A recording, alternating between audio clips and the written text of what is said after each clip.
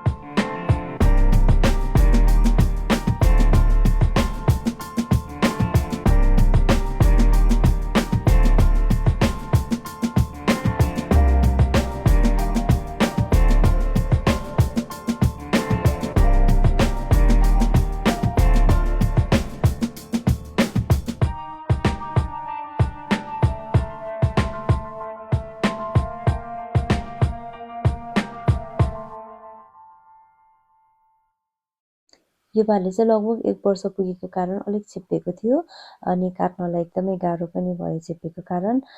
यदि राम्रोसँग बनाउन जानेन भने त्यसको भित्री पार्टहरू चाहिँ सबै लथालिङ्ग हुँदो रहेछ। त्यसको आन्द्राहरू पनि सबै लथालिङ्ग हुन सक्ने हुँदो रहेछ।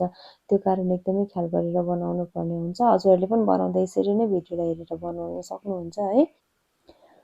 काटेको मासुलाई एकैचोटि खान सकियो भने सक्यो, सकिएन भने यसरी मैले जस्तै जिप लक भएको प्लास्टिकमा राम्रोसँग ऱ्याप गरेर हजुरहरूले पनि डिप फ्रिजमा राख्न सक्नुहुन्छ। र मैले चाहिँ यो बाँकी मासुलाई चाहिँ डिप फ्रिजमा राख्दैछु। यसरी आफ्नै घरमा मेहनत गरेर बनाएको चिकनको रेसिपी चाहिँ हजुरहरूले अर्को भिडियोमा हेर्नुहोला। हजुरहरूलाई भिडियो राम्रो लाग्यो भने लाइक, कमेन्ट, सेयर र च्यानललाई सब्सक्राइब गरिदिनु होला।